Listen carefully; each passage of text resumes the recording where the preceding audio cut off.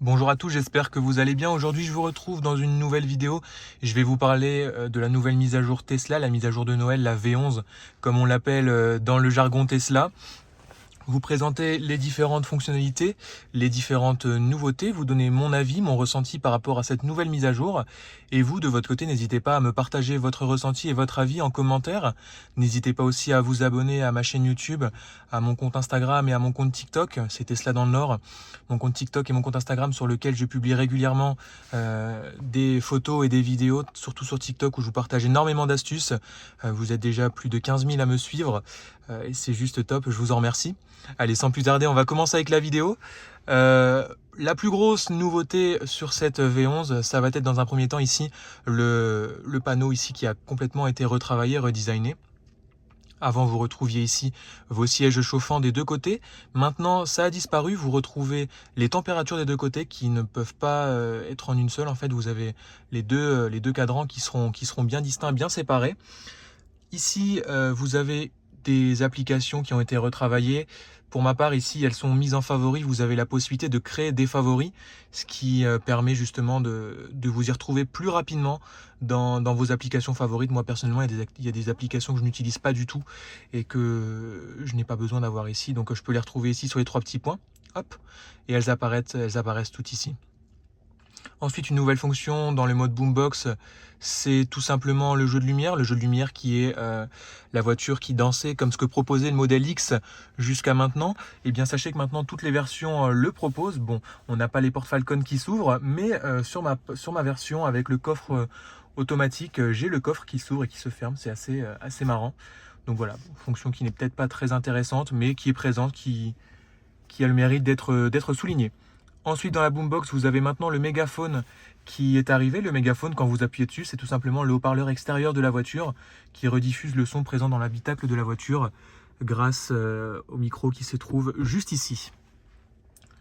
Donc voilà, ensuite le contrôle des températures s'effectue ici, vous cliquez directement et là vous avez accès au contrôle des températures comme avant.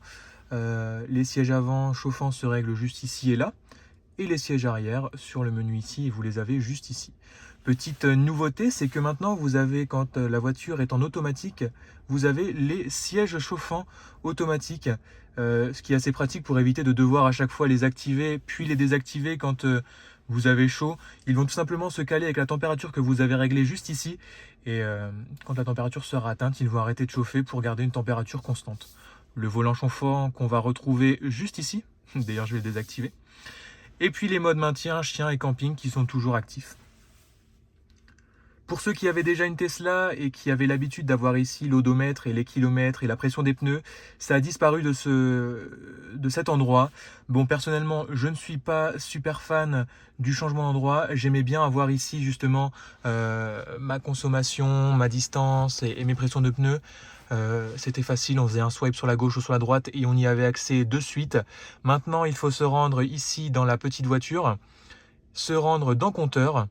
Et voilà, vous les avez juste ici. Bon, un petit peu moins pratique, mais vous avez le relevé détaillé sur une seule page. Ensuite, pression des pneus, ça sera tout simplement dans entretien. Voilà, vous l'avez ici, la pression des pneus, elle apparaît directement dans entretien. Ensuite, dans contrôle, vous retrouvez l'ouverture de la boîte à gants qui auparavant se situait ici, juste en dessous. Maintenant, elle est ici. Voilà, bon écoutez, moi ça me dérange pas plus que ça qu'ils aient changé l'emplacement de la boîte à gants. Vous retrouvez aussi tous les contrôles des essuie-glaces qui ont un petit peu bougé mais qui sont toujours assez facilement accessibles. Sachez aussi que depuis la nouvelle mise à jour, le mode Sentinelle est disponible sur le téléphone, ce qui veut dire que vous avez la possibilité de visualiser les caméras en direct, les 4 caméras de la voiture, la caméra avant, la caméra arrière, gauche et droite, directement depuis votre téléphone. Je ne sais pas comment Tesla a fait pour obtenir les autorisations en France pour avoir accès à ces caméras à distance, mais on les a. C'est une fonctionnalité qui est assez pratique. Pour qu'elle fonctionne, il faut que la voiture ait le mode Sentinelle bien évidemment activé et qu'elle soit verrouillée. Si vous êtes dans votre voiture et qu'elle est ouverte, vous ne pourrez pas avoir accès à ces caméras. Donc bon, voilà les grosses nouveautés de cette nouvelle V11. et la possibilité aussi d'avoir le mégaphone comme je viens de vous montrer directement sur le téléphone dans l'application Sentinelle. Si vous voyez quelqu'un qui est un peu proche de la voiture, vous pouvez lui parler et votre voix sera transformée en voix de Dark Vador. Donc voilà, bah écoutez, moi personnellement, mon ressenti sur cette V11, grosso modo, j'aime bien, dans l'ensemble, j'aime bien. Il y a des fonctionnalités intéressantes comme par exemple aussi maintenant, quand vous activez le clignotant, vous avez la caméra angle mort qui s'active, que ce soit à gauche ou à droite. Fonctionnalité qui, je trouve, est quand même assez pratique. Quand vous n'avez pas beaucoup de visibilité, c'est assez pratique. Bon, ça ne dispense bien évidemment pas le fait de regarder dans les rétroviseurs, mais c'est quelque chose qui est assez intéressant et que j'aime beaucoup. Après, j'aurais bien aimé pouvoir avoir ici mon odomètre et mes pressions de pneus et mes trajets. Mais bon, on a tout simplement à aller ici dans la petite voiture et puis dans compteur. Et ils sont juste là. Donc voilà. Je n'ai pour le moment pas Sonic comme certains l'ont déjà. C'est dans Arcade. Par contre, j'ai la bataille de Polytopia. Mais Sonic, je ne l'ai pas encore. Bon, écoutez, honnêtement, je joue pas aux jeux vidéo dans ma voiture. Donc ce n'est pour moi pas un gros souci. Dans le mode théâtre, je n'ai pas non plus l'application TikTok. Honnêtement, je me vois pas très bien regarder TikTok dans la voiture.